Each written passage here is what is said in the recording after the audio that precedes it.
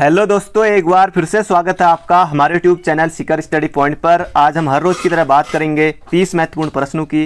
इसमें से सबसे ज़्यादा आपको प्रश्न देखने को मिलेंगे वो रहेंगे उत्तराखंड के, लगभग 16 से 17 प्रश्न, 6 से 7 प्रश्न रहेंगे हिंदी के, बाकी जो बचे प्रश्न हो रहेंगे जीके के। तो आप वीडियो को अंत तक जरूर देखिएगा। अगर आप चैनल पर नए हैं, अभी तक आपने चैनल को सब्सक्राइब नहीं किया हुआ है, तो दोस्तों चैनल को जरूर सब्सक्राइब कर लीजिएगा। आज जो आपका प्रश्न है, हर रोज़ आपसे प्रश्न पूछा जाता है और जो लोग नए होंगे उनके लिए आज पहली बार है, तो आपको भी जवाब देना है। पंचायतों का आरक्षण किस अनुच्छेद में है, ये आपको बताना है। पंचायतों के लिए जो आरक्षण की व्यवस्था है वो आपको आज बताना है किस अनुच्छेद में है। पंचायतों के लिए आरक्षण ये बहुत ज़्यादा महत्वपूर्ण है। बाकी जो अनुच्छेद 243 के भीतर है तो कौन सा है ये आपको बताना है, पंचायतों के लिए आरक्षण। तो अब बात करते हैं आज के महत्वपूर्ण प्रश्नों की। तो सब कुछ इसमें मिक्स रहेंगे। तो शुरुआत होगी दोस्तों हमारी हिंदी से, और हिंदी का पहला प्रश्न आपके सामने आ गया है। विप्र शब्द का समानार्थी है। विप्र शब्द का समानार्थी है, ये आपको यहाँ पर बताना है। ऑप्शन भी आपको ऐसा लगेगा कि कुछ भी हो सकता है, जैसे देखिए विधाता है, याचक है, सहचर और ब्राह्मण है। तो इसका सही उत्तर हो जाएगा विप्र का जो समानार्थी है ये हो जाएगा ब्राह्मण। तो ऑप्शन नंबर सी हो जाएगा हमारा बिल्कुल सही। इसके अलावा द्विज, द्विज पक्षी, अंडादान, द्विज तो खैर अनिकार्य शब्द में भी आता है। ब्राह्मण, द्विज, भूदेव और ब्राह्मण को क्या पुरोहित भी तो कह सकते हैं, पुरोहित भी होता है। तो ये हो जाएगा विप्र का ऑप्शन नंबर सी हमारा बिल्कुल सही उत्तर। अगला प्रश्न है, कौन सा कथन असत्य है। तो इनमें से आपको बताना है कौन सा कथन असत्य गलत है। अर्धशासकीय पत्र मित्रतापूर्ण भाषा में लिखा जाता है, इनमें से आपको बताना है। अर्धशासकीय जो पत्र है वो मित्रतापूर्ण भाषा में लिखा जाता है। संबोधन के लिए प्रिय लिखा जाता है। स्वनिर्देश के लिए आपका सद्भावी सिंसियरली लिखा जाता है। और अगला है, इसमें भेजने वाला हस्ताक्षर करके पद का उल्लेख भी करता है। तो इनमें से कौन सा गलत है, तो यही हो जाएगा इसमें भेजने वाला हस्ताक्षर करके, तो हस्ताक्षर तो करता है लेकिन ये जो पद का उल्लेख है ये सब कुछ नहीं होता है। तो यही हो जाएगा हमारा गलत। कितने लोगों का सही हुआ, तो इसका उत्तर हो जाएगा ऑप्शन नंबर डी। दोस्तों इससे पहले मैंने जो लोग नए हैं उनके लिए परीक्षावाणी की 10 घंटे की पूरी मैराथन जो ऑनलाइन है, अध्याय 1 बिल्कुल नया एडिशन आप लोग देख सकते हैं। जिन्होंने एक बार देख लिया हो तो आप रिवीजन कर सकते हैं। और इसके अलावा विश्व इतिहास का पूरा दे दिया है, बाकी संविधान का बन रहा है। और अध्याय 9 परीक्षावाणी लगभग आने में ही है और वो बहुत जल्दी पूरा हो जाएगा। बाकी पूरे 22 चैप्टर परीक्षावाणी हम देखेंगे। तो बढ़ते हैं अगले प्रश्न की तरफ। अगला प्रश्न है, दीर्घ का वर्ण विच्छेद है। तो बहुत ज़्यादा महत्वपूर्ण है, आपको खुद ही लग रहा होगा दोस्तों, क्योंकि हर रोज़ आप लोग देखते हैं तो किस तरह के प्रश्न आपको खुद ही लगता होगा बहुत ज़्यादा महत्वपूर्ण प्रश्न होते हैं। तो दीर्घ का जो वर्ण विच्छेद होगा ये आपको करना है। तो ये हो जाएगा द्रि, ये हो जाएगा फिर री, फिर गौ, फिर औ। तो ये हो जाएगा हमारा ऑप्शन नंबर ए, क्योंकि औ जैसे क है ना दोस्तों, क है, क हलंत लगे फिर औ, तो ये हो गया हमारा क के लिए। तो इसी तरह से गौ फिर औ लगेगा, हर किसी में औ तो रखता ही है। और औ को शहीद वर्ण भी कहा जाता है, शहीद वर्ण, क्योंकि हर किसी के साथ आ जाता नहीं इसलिए। तो ये हो जाएगा हमारा ऑप्शन नंबर ए। तो इसी तरह से पिछली बार उद्यान का पूछा गया था, किसी और का पूछा गया था, तो कुछ भी पूछा जा सकता है इस तरह से वर्ण विच्छेद भी। तो ऑप्शन नंबर ए हो जाएगा हमारा बिल्कुल सही उत्तर। जरूरी नहीं है यही आए, बाकी और भी आ सकते हैं। अगला, कर्म के आधार पर क्रिया के कितने भेद हैं। महत्वपूर्ण प्रश्न है, पिछली बार भी बना था प्रश्न, अलग तरह से पूछा गया था। कर्म के आधार पर क्रिया के भेद हैं, तो 2 ही हैं। कौन कौन से देख लेते हैं। एक तो सकर्मक और अकर्मक, यही है। एक तो सकर्मक हो गया और एक हो गया अकर्मक।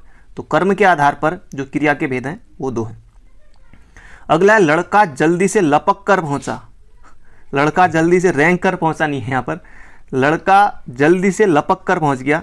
तो इसमें वाक्य में जल्दी से पद का कौन सा भेद है ये आपको यहाँ पर बताना है। तो जल्दी से, अब दोस्तों जल्दी से, धीरे से या धीरे धीरे, तो एक क्रिया विशेषण है। तो जो क्रिया की विशेषता बताते हैं, मतलब किस तरह से पहुंचा, जल्दी से पहुंचा, धीरे से पहुंचा, कैसे पहुंचा, तो ये क्रिया विशेषण हो जाएगा हमारा ऑप्शन नंबर बी। अगला प्रश्न है, उत्थान का विलोम शब्द क्या है। तो इनमें से आपको बताना है उत्थान का विलोम शब्द क्या होगा। जिन्होंने अनुत्थान किया है आप बिल्कुल गलत हैं। प्रस्थान बिल्कुल नहीं। इसका उत्तर हो जाएगा उत्थान का पतन, ऑप्शन नंबर बी। उत्थान का विलोम शब्द होगा पतन, पतन हो जाएगा। और प्रस्थान का क्या होगा, जैसे हम मतलब कि प्रस्थान करते हैं तो ये हो जाएगा आगमन, प्रस्थान का हो जाएगा आगमन। और विस्थापन का क्या हो जाएगा, अनुत्थान नहीं हो जाएगा, ये होगा विस्थापन का संस्थापन। तो इसका उत्तर हो जाएगा उत्थान, महत्वपूर्ण है पतन। अगला प्रश्न है, क्षमा का अर्थ माफ़ी होता है? बिल्कुल होता है, हमें माफ़ कर दो, क्षमा कर दो।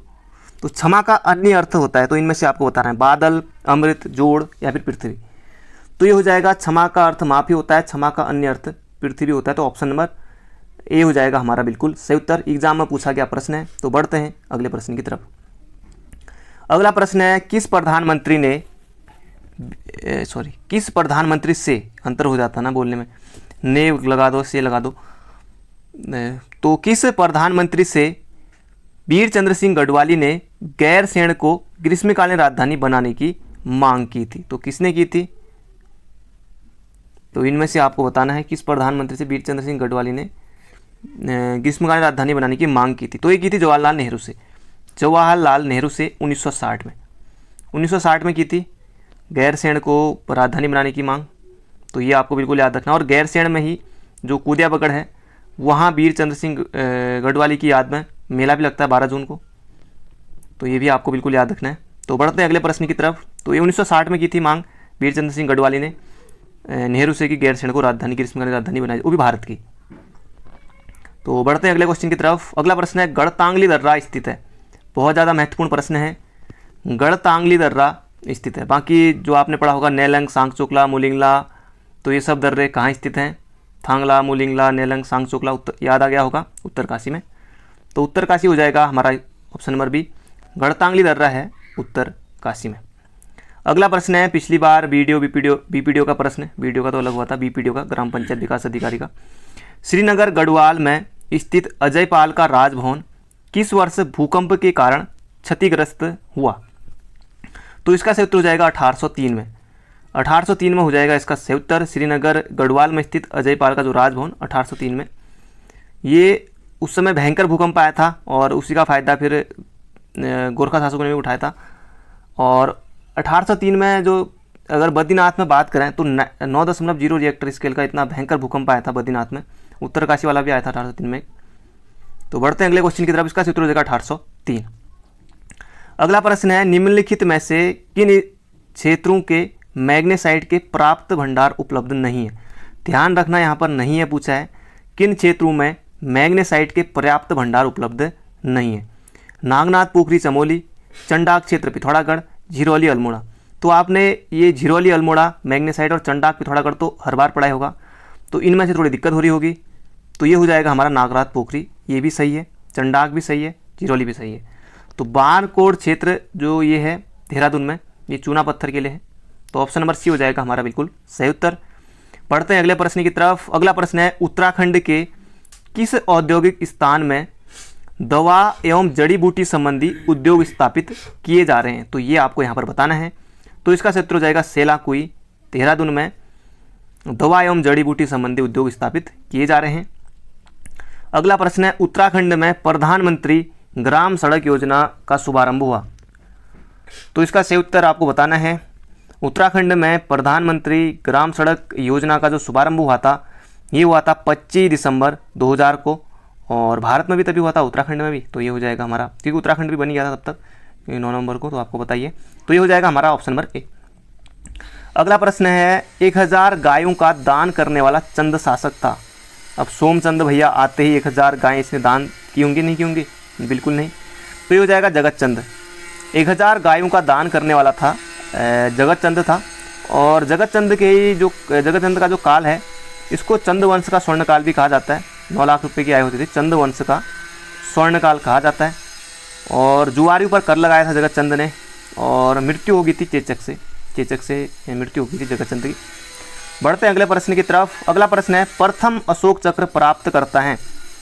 तो इनमें से आपको बताना है, ये यहाँ पर जो शैतान सिंह है ना, पहला जो परमवीर चक्र मिला था वो मिला था मेजर सोमनाथ शर्मा को, फिर शैतान सिंह को मिला था। तो ये तो होगा नहीं ऑप्शन। तो इसका उत्तर हो जाएगा, प्रथम अशोक चक्र प्राप्तकर्ता भवानी दत्त जोशी को मिला था। प्रथम अशोक चक्र प्राप्तकर्ता ये हैं भवानी दत्त जोशी। अगला प्रश्न है, कार्तिक स्वामी का मंदिर किस पर्वत पर स्थित है? महत्वपूर्ण प्रश्न है, कार्तिक स्वामी का मंदिर किस पर्वत पर स्थित है? तो होगा कहाँ कार्तिक स्वामी मंदिर? तो ये होगा मेरे भाई रुद्रप्रयाग में, और क्रौंच पर्वत पर स्थित है। क्रौंच पर्वत पर। क्रौंच मध्य कार्तिक स्वामी पर्वते, कुछ वो मैंने जो जागर है उसमें सुना था, तो ये हो जाएगा क्रौंच पर्वत। वैसे बुक में तो खैर पढ़ाया था लेकिन उससे भी याद हो गया था। तो मणिकूट पर्वत, हेमकूट और मणिकूट पर्वत याद आया, कड़वाश्रम। नर नारायण बद्रीनाथ, नीलकंठ पर्वत पौड़ी, तो ये हो जाएगा क्रौंच पर्वत, ऑप्शन नंबर बी। अगला है गोरख पंथ पीर हेतु भूमि दान किसने की थी। ये आपको यहाँ पर बताना है, गोरख पंथ पीर हेतु भूमि दान किसने की थी। तो इसका से उत्तर हो जाएगा फतेह शाह ने। फतेह शाह ने की थी गोरख पंथ पीर हेतु भूमि दान। और फतेह शाह की संरक्षिका कौन थी, तो एक कटौची थी, राजमाता कटौची। और फतेह शाह ने जब गुरु राम आए थे, गुरु राम राय, तो उनको गुरु राम राय को फतेह शाह ने एक तो खुड़बुड़ा, अब खुड़बुड़ा से याद आया प्रद्युम्न शाह खुड़बुड़ा के युद्ध में 14 में 18 को वीरगति को प्राप्त हुए थे, उनके पुत्र सुदर्शन शाह, ये भी ऑप्शन में है। तो गुरु राम राय को फतेह शाह ने एक तो खुड़बुड़ा दान में दिया था और एक दिया था चामासारी, एक खुड़बुड़ा चामासारी और एक और दिया था वो था राजपुर, तो ये दान में दिए थे। तो इसका क्षेत्र हो जाएगा गोरख पंथ हेतु भूमि दान, ये फतेह शाह ने दी थी। बढ़ते हैं अगले प्रश्न की तरफ। अगला प्रश्न है भारतीय संविधान सभा के उद्घाटन अधिवेशन की अध्यक्षता की गई थी। तो बहुत ज़्यादा महत्वपूर्ण प्रश्न है, भारतीय संविधान सभा के उद्घाटन अधिवेशन की अध्यक्षता किसने की थी। हालांकि प्रश्न पुराना ही है लेकिन थोड़ा जो पूछने का तरीका है वो अलग है। तो ये हो जाएगा, आपको पता है कि जो प्रथम बैठक की अध्यक्षता की थी संविधान सभा की, वो की थी सच्चिदानंद सिन्हा ने। तो इसका क्षेत्र भी हो जाएगा सच्चिदानंद सिन्हा, 9 दिसंबर 1946 को। तो इसके बाद 11 दिसंबर को बन गए थे राजेंद्र प्रसाद। तो इसका क्षेत्र हो जाएगा डॉक्टर सच्चिदानंद सिन्हा भारतीय संविधान के उद्घाटन अधिवेशन की अध्यक्षता की थी। अगला प्रश्न है भारतीय संविधान का कौन सा अनुच्छेद अल्पसंख्यकों को अपनी मनपसंद शिक्षण संस्थाओं को स्थापित एवं संचालित करने के अधिकार को संरक्षण प्रदान करता है। तो 19 तो बिल्कुल नहीं होगा, वाक्य एवं अभिव्यक्ति स्वतंत्रता, ये तो बिल्कुल होगा नहीं। 29 और 30 में से ही है, तो इसका क्षेत्र हो जाएगा अनुच्छेद 30 में है। अनुच्छेद 30 में अल्पसंख्यकों को अपनी मनपसंद शिक्षण संस्थाओं को स्थापित एवं संचालित करने के अधिकार जो दिए गए हैं वो हैं अनुच्छेद 30 में। बढ़ते हैं अगले प्रश्न की तरफ। अगला प्रश्न है भारत के किस द्वीप का उद्गम ज्वालामुखी है। तो इनमें से आपको बताना है लिटिल निकोबार, उत्तरी अंडमान, कार निकोबार या फिर बैरन। तो आपको पता है जो बैरन है जो अंडमान निकोबार में है, तो बैरन द्वीप है वो एकमात्र जो है ज्वालामुखी उद्गम वाला है। तो ये हो जाएगा हमारा ऑप्शन नंबर ए। अगला प्रश्न है, सभी प्रश्न दोस्तों सभी जो प्रश्न है इसमें सबसे ज़्यादा महत्वपूर्ण है। कुछ भी आप देख लीजिए यहाँ पर, जो भी ऊपर से हम देख रहे थे अभी तक, तो किसी न किसी एग्जाम में पूछे गए हैं और एग्जाम की दृष्टि से बहुत ज़्यादा महत्वपूर्ण है। तो भारत में आपको बताना है, जो अगला प्रश्न है, भारत में सोयाबीन का अग्रणी उत्पादक राज्य कौन सा है। महत्वपूर्ण प्रश्न है, जैसे पिछली बार पूछा गया था मूंगफली का उत्पादक कौन है, तो गुजरात है। तो इस तरह से आता है प्रश्न। तो सोयाबीन का जो सबसे ज़्यादा उत्पादन होता है ये होता है एमपी में सोयाबीन, और दालों के उत्पादन में भी एमपी है। और सोयाबीन इसके बाद एमपी है, एमपी के बाद एमएच यानी कि महाराष्ट्र और आरजे राजस्थान। तो इस तरह से तो ये हो जाएगा एमपी। अगला प्रश्न है संगम योजना संबंधित है। तो संगम योजना संबंधित है, यह है ग्रामीण क्षेत्रों में विकलांगों से। तो ऑप्शन नंबर डी हो जाएगा इसका सही उत्तर, संगम योजना ग्रामीण क्षेत्रों में विकलांगों से। अगला प्रश्न है रजमनामा, अभी और आएंगे उत्तराखंड के प्रश्न। रजमनामा किस हिंदू ग्रंथ का फारसी अनुवाद है। तो ये आपको यहाँ पर बताना है, रजमनामा किस हिंदू ग्रंथ का फारसी अनुवाद है। तो ये हो जाएगा महाभारत का। महाभारत ऑप्शन नंबर सी में है, तो ऑप्शन नंबर सी हो जाएगा हमारा बिल्कुल सही उत्तर। अष्टाध्यायी पाणिनि की है, पाणिनि के अष्टाध्यायी में कुलिंद वंश का भी वर्णन मिलता है, पिछली बार भी वीडियो में बना था। अगला है बहिष्कृत भारत, महत्वपूर्ण पत्रिका है, एग्जाम में आपको देखने को मिलेगा। बहिष्कृत भारत पत्रिका से संबंधित थे तो ये थे भीमराव अंबेडकर, भीमराव रामजी अंबेडकर। बहिष्कृत भारत जो पत्रिका है इससे संबंधित थे। तो ऑप्शन नंबर डी हो जाएगा हमारा बिल्कुल सही उत्तर। अगला प्रश्न है और इसे भी आप बिल्कुल याद रखिएगा, सभी के सभी प्रश्न बहुत ज़्यादा महत्वपूर्ण हैं। किसने कहा था आज़ादी हमारी पहुंच के अंतर्गत है, हमें इसे कस कर पकड़ना चाहिए। तो ये किसने कहा था, नेहरू जी या महात्मा गांधी जी या सुभाष चंद्र बोस या शौकत अली। तो ये हो जाएगा महात्मा गांधी जी ने कहा था आज़ादी हमारी पहुंच के अंतर्गत है, इसे हमें कसकर पकड़ना चाहिए। ये कहा था भारत छोड़ो आंदोलन के दौरान 9 अगस्त 1942 को। बढ़ते हैं अगले प्रश्न की तरफ। उत्तराखंड यहाँ से शुरू हो गई है। उत्तराखंड राज्य के किस जिले में 2001 से 2011 के दौरान 10 की वृद्धि दर सबसे अधिक रही? यानी कि 2011 के अनुसार, इस तरह से भी कह सकते हैं कि 2011 के अनुसार किस जनपद की जनसंख्या जो 10 की वृद्धि दर है वो सबसे अधिक रही? तो ये रही यूएस नगर की। तो यूएस नगर में सर्वाधिक 10 की वृद्धि दर रही। बाकी पौड़ी और अल्मोड़ा तो माइनस में चले गए थे। और उधम सिंह नगर का जो स्थान है जनसंख्या में मामले में, पहले नंबर पर आएगा हरिद्वार, यहीं पर ऑप्शन में पहले नंबर पर हरिद्वार है, दूसरे नंबर पर देहरादून है, तीसरे नंबर पर उधम सिंह नगर है। और सर्वाधिक 10 की वृद्धि दर रही थी तो ये उधम सिंह नगर की। अगला प्रश्न है, उत्तराखंड भाषा संस्थान की स्थापना किस वर्ष की गई थी? तो ये हो जाएगा 2009 में। उत्तराखंड बोली भाषा संस्थान गोचर में 2016 में। बढ़ते हैं अगले प्रश्न की तरफ। अगला प्रश्न है, अरुण जखमोला किस खेल से संबंधित हैं? अरुण जखमोला, ये आपको बताना, अरुण जखमोला किस खेल से संबंधित हैं? तो ये वॉलीबॉल है, ऑप्शन नंबर डी हो जाएगा इसका सही उत्तर। अगला प्रश्न है, निम्नलिखित में से कौन एक मुकुंदराम बड़थवाल की रचना नहीं है? पंचांग मंजूषा है, ज्योतिष रत्नाकर है, मुकुंद कोश है, तो नहीं है, तो ऑप्शन नंबर डी जो देव सागर है ये नहीं है। अगला प्रश्न है, देहरादून का एक प्रमुख उपनगर ऋषिकेश, तो ऋषिकेश देहरादून में है। और आपको बताना है कि ऋषिकेश किन नदियों के तट पर है? तो ये है दोस्तों गंगा और चंद्रभागा। और ये चंद्रभागा जो निकलती है ये चंद्रबाड़ी ताल से निकलती है देहरादून से। एक आपके लिए भी प्रश्न हो गया कि जो चंद्रबाड़ी ताल है कहाँ स्थित है? देहरादून में। और गंगा एवं चंद्रभागा के तट पर है ऋषिकेश, तो ये आपको बिल्कुल याद रखना है। तो दोस्तों ये थे आज के हमारे 30 महत्वपूर्ण प्रश्न। 30 में से स्कोर कितना रहा कमेंट बॉक्स में जरूर बताएगा। प्रश्न किस तरह के थे। चैनल पर नए हो तो चैनल को जरूर सब्सक्राइब कीजिएगा और मिलते हैं बहुत जल्दी। तैयारी करते रहिए, अपना ध्यान रखिएगा।